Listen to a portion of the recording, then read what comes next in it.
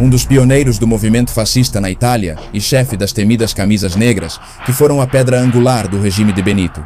Mussolini, pioneiro mundial da aviação, escritor e astuto político, entusiasta da violência, Italo Balbo foi por muito tempo o sucessor não oficial do Duce Mussolini.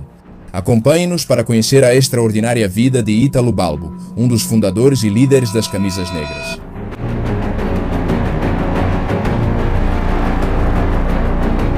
Italo Balbo nasce em 6 de junho de 1896 em Quartesana, um pequeno subúrbio de Ferrara, que é um município no norte da Itália.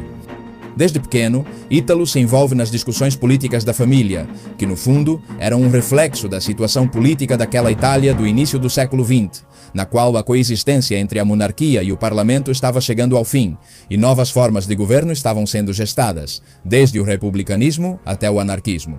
Nesse ambiente, Italo desenvolve desde muito jovem um temperamento político inquieto. Aos 15 anos, Balbo já estava envolvido em revoltas políticas e aos 18 já era fichado pela polícia como, abre aspas, um indivíduo perigoso e capaz de organizar um golpe de Estado. Desde muito jovem também nasce seu amor pela aviação, com a organização de corridas e de espetáculos aéreos, por sua vez, no final de 1914, quando a Primeira Guerra Mundial já havia começado na Europa. A Primeira Guerra Mundial, motivado por seu temperamento político, frequenta a redação do Il Popolo d'Italia, um jornal com sede em Milão, recentemente fundado por um jovem ex-socialista e proeminente líder chamado Benito Mussolini. Lá, Balbo se filia aos chamados Fasci di Ação Revolucionária, que eram um embrião do próximo movimento fascista italiano.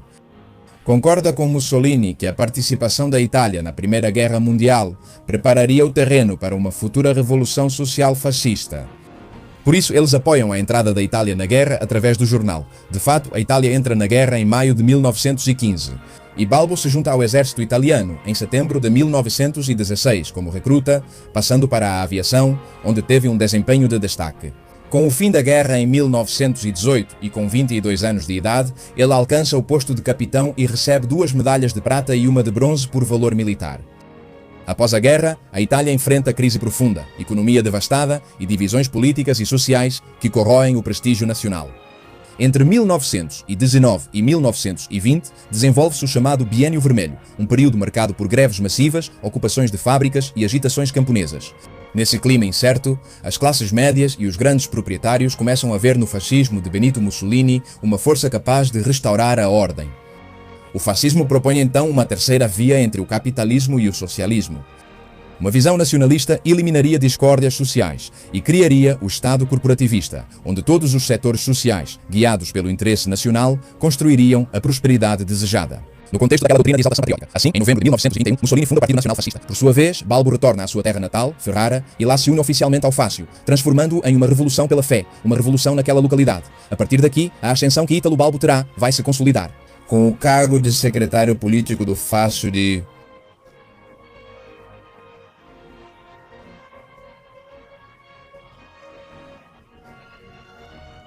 Ferrara, ele vai ganhando projeção nacional e causa uma ótima impressão em Mussolini. Com uma solução, transforma uma revolução e causa uma ótima impressão em Mussolini. A cidade de Ferrara se transforma em um laboratório de testes para os chamados esquadrões de ação, grupos de jovens armados pró-fascistas. Muitos, como o movimento fascista, são veteranos da Primeira Guerra Mundial. Esse era o caso de Italo Balbo, que impunha disciplina militar, hierarquia e transformava os esquadrões políticos em um corpo coordenado e violento, se preciso. Eles foram ganhando espaço nas instituições políticas oficiais, controlando também os sindicatos, mas assumiam abertamente a violência como método de luta política. Naquela época, sob a direção de Balbo, incendiaram sedes do movimento socialista, intimidavam patrões e perseguiam aqueles que consideravam inimigos da nação. Tudo isso foi conseguido por Balbo, colocando todos, pela força, em sintonia com ele. Fascismo. É Italo Balbo quem introduz o característico uniforme preto das famosas camisas negras italianas, escolhido por sua simplicidade e impacto visual, dando origem ao que se tornaria um verdadeiro exército do movimento fascista. Com Italo Balbo como seu líder em 1922, a violência política se intensifica em toda a Itália, e a incapacidade do governo de detê-la abre caminho para a tomada do poder pelos fascistas. Dessa forma, Mussolini ascende como líder supremo da Itália, enquanto Balbo se tornava o chefe supremo dos camisas negras. assim como um dos 4 líderes que integraram o chamado Quadrumvirato, que se dedicou a planejar e executar militarmente a famosa Marcha sobre Roma, onde cerca de 25 mil italianos de todas as partes se mobilizaram em direção à capital, como um elemento de pressão para que o então rei Vítor Emanuel finalmente cedesse, nomeando Benito Mussolini como primeiro-ministro da Itália. Fato que se consuma em 31 de outubro de 1922. Pouco depois, em 1º de fevereiro de 1923, Balbo é nomeado comandante-geral das chamadas Milícia Voluntária para a Segurança Nacional, que legalizava e uniformizava oficialmente os camisas negras e os transformava na espinha dorsal do novo Estado fascista italiano. Mussolini governa seus primeiros anos com Balbo como chefe dos camisas negras, dedicado a intimidar políticos inimigos e o parlamento quando fosse necessário e a controlar a posição política. No entanto, a classe política italiana instava Mussolini a respeitar as liberdades públicas e a democracia. O fascismo tinha um projeto nacional que abertamente buscava penetrar em todas as instituições da nação. A tensão chega ao auge em junho de 1924, quando o deputado socialista Giacomo Matteotti é morto por ordem de Italo Balbo. O crime provoca uma comoção nacional e desencadeia uma profunda crise política. Pela primeira vez desde a Marcha sobre Roma, o poder de Mussolini vacilava e os próprios fascistas o encurralavam. Em 31 de dezembro de 1924, vários chefes territoriais das camisas negras, entre eles Italo Balbo, chefe supremo delas, exigem que Mussolini consolidasse sua autoridade na Itália. Caso contrário, ele perderia o apoio da milícia, principal sustentação do regime. Dias depois, em 3 de janeiro de 1925, Mussolini se firma no projeto nacional fascista e declara sua intenção de liquidar os antigos partidos italianos, transformar as instituições e criar uma nova ordem civil e legal baseada na visão fascista. Essa declaração marcou a transição para uma ditadura fascista no sentido romano da palavra, que iria se instaurando e se consolidando na Itália.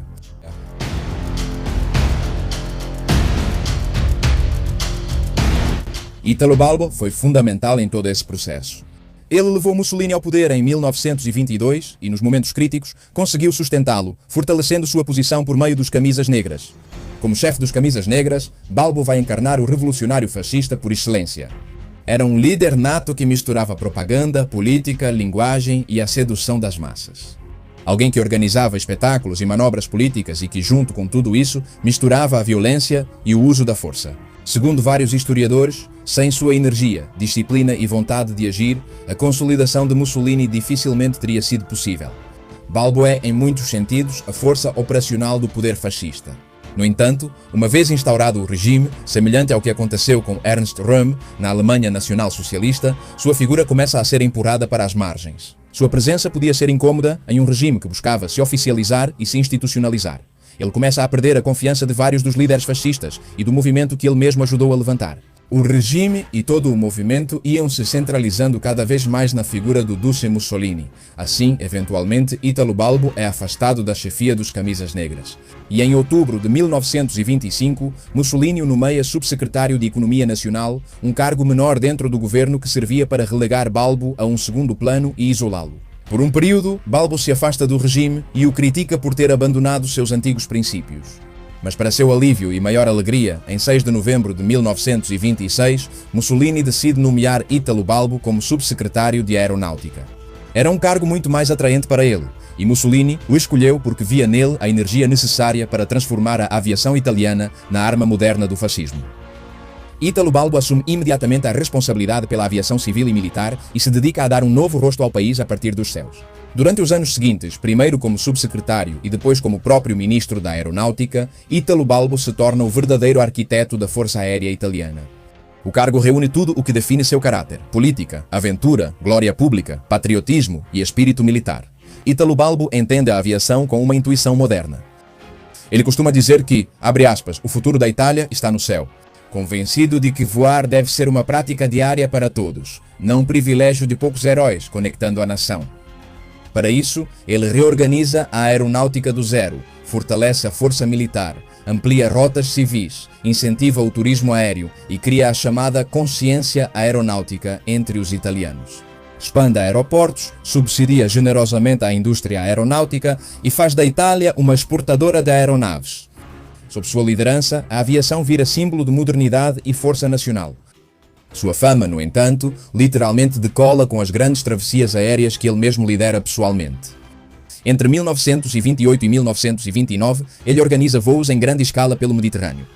Em 1930, ele cruza o Atlântico Sul até o Brasil e em 1933 lidera o célebre cruzeiro do decênio, uma formação de 25 hidroaviões que atravessa o Atlântico Norte até Chicago e Nova York. Essa última façanha se torna um acontecimento mundial.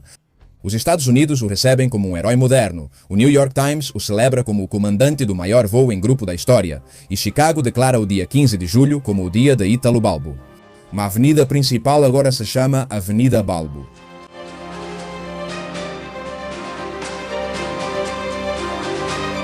Mas sua saída do ministério vai acontecer de forma brusca, em outubro de 1933. O mesmo aparato de propaganda que o havia transformado em um herói nacional vai acabar consumindo-o. Mussolini, desconfiado e ciumento de sua popularidade e influência sobre os camisas negras, decide destituí-lo e dar-lhe novo destino. O de governador-geral da Líbia, pois esse cargo combina mais com seu posto e trajetória. Balbo entende a mensagem na hora. Para ele, não era promoção, mas exílio político, ou pelo menos, uma marginalização do centro de poder. Inação del centro de poder. Apesar de sua frustração e de seu espírito aventureiro e revolucionário, a fidelidade e o carinho de Balbo por Benito Mussolini prevaleciam, além de sua lealdade ao movimento. Assim, ele aceita a decisão mesmo sabendo que seu futuro no regime não estava nos ares, mas sim às margens do então Império Italiano. Ítalo Balbo assume assim, em janeiro de 1934, o cargo de governador-geral da Líbia, território que naquele momento fazia parte do Império Italiano. Sua missão é clara: transformar a Líbia em uma extensão natural da Itália, a chamada Quarta Margem.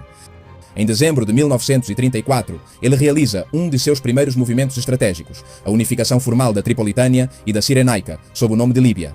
Simultaneamente, ele promove uma rápida modernização de Trípoli, então capital, com avenidas, edifícios públicos e uma estética urbana para exibir o triunfo do colonialismo italiano.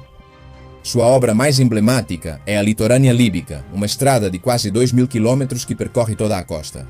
Construída entre 1934 e 1937, essa obra duplica a rede asfaltada do país e se torna símbolo do projeto civilizador do regime fascista. Balbo impulsiona a colonização em massa. Em outubro de 1938, ele organiza a chamada Marcha dos 20.000, uma gigantesca transferência de colonos italianos que desembarcam na Líbia, com o objetivo de assentar 100.000 colonos antes de 1944 e transformar as províncias costeiras em território metropolitano de pleno direito. O evento é uma demonstração de precisão militar e propaganda política, feita para impressionar a Itália e o mundo. Ele também buscará conquistar o apoio dos árabes locais, fechando campos de concentração, reconstruindo mesquitas, respeitando festividades muçulmanas e tentando conceder cidadania aos líbios, sem sucesso. Paradoxalmente, enquanto governa a Líbia com mão de ferro, Balbo vai se tornando o único grande hierarca fascista que expressava uma oposição concreta ao que estava acontecendo com o regime. Balbo era profundamente anti-alemão desde a Primeira Guerra. Isso incluía o nacional-socialismo, chegando a conhecer Hitler em 1932 sem que ele lhe causasse qualquer impressão. Balbo vai se opor à aproximação entre a Itália fascista e a Alemanha nacional-socialista após a Guerra da Etiópia e em 1938 ataca o eixo Roma-Berlim durante as sessões do Grande Conselho de Estado da Itália. Nesse mesmo ano, ele manifesta sua rejeição total às leis raciais alemãs, que foram importadas e aplicadas na Itália por causa da aliança com os nacional-socialistas. A exclusão dos filhos de seu amigo judeu, Renzo Ravenna, era intolerável para ele, e ele protesta de maneira pública e barulhenta, andando de braço dado com ele pela rua principal de Ferrara. Esse ato desafiou a norma fascista e sobre a iminente Segunda Guerra Mundial, ele é taxativo. Ele insiste que a Itália não deve entrar em conflito com potências muito superiores. À medida que, segundo ele, o fascismo vai se degradando, Balbo passa a depositar mais esperanças na monarquia como possível freio a Mussolini. Ele se mostra mais amigável à Casa Real, cultiva relações e propõe abertamente mudar a aliança para França e Grã-Bretanha. Na última sessão do Grande Conselho de Estado, da qual participa, em dezembro de 1939, quando a Guerra Mundial já havia estourado na Europa.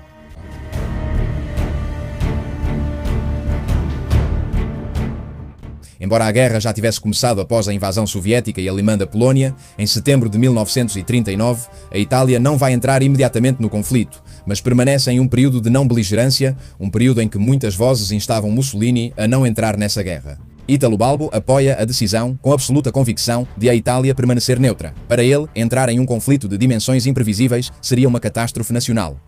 Em fevereiro de 1940, Ítalo Balbo alertou: se a Itália se unir à Alemanha na guerra, não haverá conflito. Seremos derrotados, o fascismo cairá, a monarquia cairá, perderemos as colônias e poderemos nos considerar sortudos se a unidade italiana for preservada. Palavras muito acertadas ao analisarmos o destino da Itália após a Segunda Guerra Mundial. No período de não beligerância, Ítalo Balbo se destaca como uma das principais vozes pela neutralidade italiana e usa sua influência no regime para fazer campanha ativa contra a guerra. Em uma ocasião, um amigo lhe aponta os postes de luz de uma rua e lhe diz: eles vão nos ver todos pendurados nesses postes de luz. Outra visão profética, sem saber, do que seria o destino do Duce Mussolini, cujo corpo, após seu fuzilamento em 1945, ficou pendurado na marquise de um posto de gasolina. Mas finalmente, ignorando os múltiplos avisos, inclusive os de Balbo, que lhe dizia em primeira mão sobre a impossibilidade militar e técnica da Itália de lutar com sucesso na guerra, Mussolini acaba declarando guerra em 10 de junho de 1940. Balbo, ainda como soldado fiel a Benito Mussolini, é nomeado comandante-geral das Forças Armadas do Norte da África. As ordens de Mussolini para a Líbia eram estritamente defensivas, temendo que Balbo, conhecido por seu espírito ofensivo, lançasse operações temerárias. E de fato Balbo vai insistir que a defesa estava condenada ao fracasso e propõe um ataque imediato ao Egito, que o Marechal Badoglio rejeita repetidas vezes. Balbo inevitavelmente avança com seu estilo, tentando levar seu quartel-general a Cirene e fazendo voos diários às posições mais avançadas. Uma semana antes de sua morte, ele protagoniza um de seus últimos gestos temerários. Após detectar do ar um veículo blindado britânico avariado, ele organiza apressadamente uma pequena força e consegue capturar o veículo. Um ato pequeno, mas muito simbólico, pois era mais próprio do velho chefe das camisas negras do que do comandante em chefe de uma guerra perdida. Mas é em 28 de junho de 1940 que a tragédia explode na localidade de Tobruk. Às 5h30 da tarde, Ítalo Balbo se aproxima de avião à base aérea italiana, abalado por um recente ataque inimigo. Mas ele é atingido por um projétil italiano ao seu avião ser confundido com uma aeronave inimiga. Apesar de suspeitas de conspiração, a investigação interna concluiu que foi um grave erro que custou a vida de um dos italianos mais famosos da época. Mussolini reage com frieza inexplicável. Ele nega publicamente o incidente, afirmando que Balbo havia caído e se limita a nomear seu sucessor na Líbia. Apenas a Força Aérea Britânica presta homenagens no dia seguinte, lançando uma coroa em uma base aérea italiana com uma mensagem que chamava Balbo de grande líder e corajoso aviador. O escritor Ardengo Soffici lamenta publicamente a morte de, abre aspas, um dos poucos homens realmente livres do fascismo. Sua morte com apenas 44 anos elimina o único rival potencial de Mussolini e encerra para sempre a trajetória do mais carismático, contraditório e rebelde dos fundadores do fascismo italiano, que além disso previu o futuro do regime fascista que ele mesmo construiu e que terminaria em 1945 com a ocupação americana da Itália, a queda do fascismo e da monarquia. Muito obrigado a todos por terem assistido a este vídeo. Lembro que vocês nos dão um grande apoio, deixando seus comentários, curtindo, se inscrevendo no canal, compartilhando o vídeo com todos os seus conhecidos e ativando o sininho para receber as notificações. Quem falou com vocês foi Reinaldo José Carrillo Vilches, este é a Nova Enciclopédia. Agradecemos o apoio e desejamos bênçãos a todos.